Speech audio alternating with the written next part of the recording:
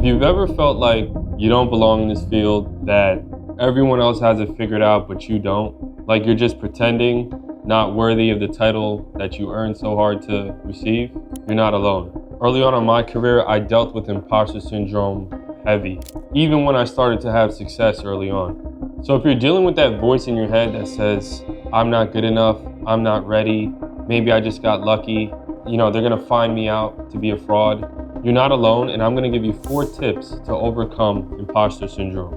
So before we get into the 4 tips, what is imposter syndrome? It's the experience of self-doubt and feeling like a fraud despite evidence of your abilities to do what you do. Now, for some, it's harder than others. For myself, I know I definitely probably struggled a little bit more with it than my colleagues, being that I was the first person in my family to go to college, first, obviously to become a doctor, and didn't really grow up with peers who were really achieving or doing any great thing. So I always felt like, this kind of oddball out, and that maybe I just got lucky, that I don't really deserve this. So all those factors kind of made it even harder for me in the beginning, especially being that I took on a role right out of my residency where I was the managing clinical director and the only doctor at the practice, making not just clinical decisions, but also business decisions, right? Front desk, staff, hiring, firing, financial issues with patients. So it was very tough, and it really took me, I would say, a complete year to get over it. So I know what it's like to deal with this, and I'm gonna give you 4 tips to overcome it. So the first thing is, when in doubt, zoom out. So early on, when you leave dental school and you're starting to practice dentistry in the real world, you're gonna realize very quickly that despite how hard you pay attention to the details, things don't always go right? Sometimes you have a patient who's difficult to deal with. They're moving around in the chair, or you have an issue with the lab where the crown, wasn't made ideal, it doesn't fit, you may have to remake it. When you're just starting out, these small errors that will occur, right? They're not going to occur the majority of the time, they shouldn't, right? Even if it's 2% of the time, it can feel like such a heavy and serious thing, right? You may be super hard on yourself for, like I said, having to remake a crown, or the patient has sensitivity and they come back in the next day, or filling that you did fell out 3 weeks later. It's super hard, and sometimes you may even lose sleep over it, which I did, right? I remember doing an extraction on a patient. He had a gold tooth, and I extracted the tooth next to it, and I knocked his gold crown out. He immediately started to curse me out, and I did not sleep well for weeks, right? And I felt so bad. But you got to zoom out. These things happen. It's part of practicing, and this is why we have patients sign consent forms, and you're just learning, right? So zoom out. It's not a big deal. Know that this too shall pass. Learn from the mistake and move forward. The more you're able to see the bigger picture and zoom out, the less power these little moments will have over your well-being and over your identity. Number 2 is speak your wins out loud, right? So unfortunately, negative things stick with us and have a larger emotional impact on us than positive things, right? This is just the way of the world. So you may have had 10 wins, right? You made 10 patients happy, but the one case that didn't go right, or something could have been done better, that's the thing that you're gonna beat yourself up over, right? And patients who have good experiences don't often even really overshare with you that it was a great experience. But the ones who have a bad experience make it very clear. So you have to speak your wins out loud. Pay attention to the things that did go well. Pay attention to areas where you did your best, even when it didn't go right? Say, you know what? I tried my best on this case. I did something that maybe for the first time, right? You're doing a new procedure. Maybe you're starting to do overdentures, right? And your first case didn't go ideally as planned. Give yourself credit for trying, for going outside of your comfort zone, for getting to this point, right? You basically sacrificed almost 10 years of your life, if not more in some cases, to earn this title. You earned it, You have that degree to symbolize that hard work and your worthiness to practice in this field, right? And no matter who it is you look up to in this field, they all had to earn their stripes to get to where they're at. No one just came out of dental school, and overnight was the best dentist ever, or best doctor or lawyer, whatever it is that you practice. It doesn't work that way, right? So speak yourself up. and it gives yourself proof that you do know what you're doing. And that proof will silence all the doubt. The third thing is to show up anyway, right? Even if you're having the worst case of imposter syndrome and you really just feel like, I'm a fraud, how am I gonna do this? Do I even know what I'm doing? Was that one patient who said something negative to me?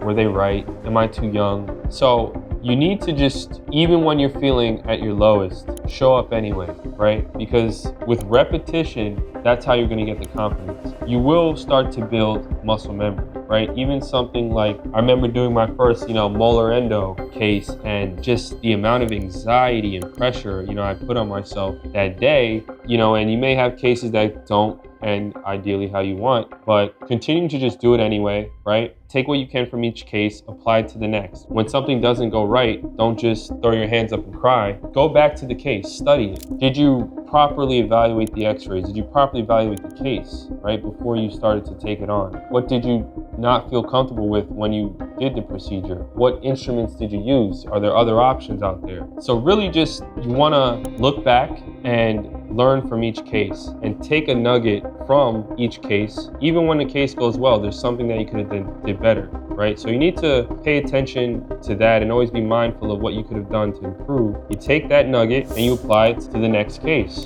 And with time, now for me, molar endo is it's muscle memory, you know what I'm saying? And then you start to really get into intricacies and really finding ways to maneuver cases, right? And you start to just get like a feel, right, for even how to diagnose things properly after seeing it so many times. You get to see cases come back, what was successful, what wasn't.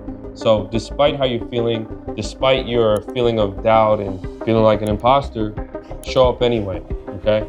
And number 4, you want to invest in your self-development. The best way to do this is with a mentor or a coach. Things for me really started to turn around once I invested in coaching. I've spent tens of thousands of dollars, right? Not just with coaches that are dental titans in the industry, but also with neuro-linguistic coach. I've done things even like hypnosis and guided meditations. And what this really does is not only gets your mindset right, but you get to have that comfort of someone who's already been there, right? Not only have they had success and been where you're at, but they've dealt with the imposter syndrome as well, and they're gonna be able to empathize with you. So just to hear someone else say, Doc, it's fine, it's okay. Even them sharing a story, a horror story that they had when they just started, right? These are things that are gonna help comfort you. And one thing that I wish I would have done is invest in this coaching a lot earlier. I wish ideally I invested this coaching during my 3rd or 4th year of dental school to just know the landscape of dentistry, how it's changed, how to find good opportunities, how to present treatment to patients, how to deal with patient objections, how to deal with patients who are going to make comments, right, about your age or things that can rub you the wrong way and get you down and feel, negative, how to deal with your staff, how to develop your business and professional persona. And, you do have to have a persona in the workplace, right? You can't just come into work being buddy and, you're just working with your friends kind of vibe, which is what I did early on, right? I had a great relationship with all of my staff, and in some regards, I was a little bit too friendly, where there wasn't any respect and where the staff members weren't able to perform at their highest level because I didn't set that bar for them and I didn't lead by example. So that's why I left this tip for the last, because, invest in a mentor or coach. And if you're fortunate enough to have a mentor that you know personally, that's even better. But all of us aren't that fortunate, and not all the times does our mentor have the sort of career path or knowledge of the current landscape of dentistry to help us navigate. So me being a clinical advisory board member of a dental service organization and a regional dental director, I coach doctors all the time, even those some that are older than me, right? Giving them certain tips and tricks around the soft skills and communications. And I'm only able to do that because I've spent money on coaching myself, right? My coach is a titan in the space, nominated 30 under 30 in a Sizewell Edge magazine. And being able to get that intellectual property and just download all of the valuable lessons and gems that this person had to just be able to kind of take shortcuts to success, right? So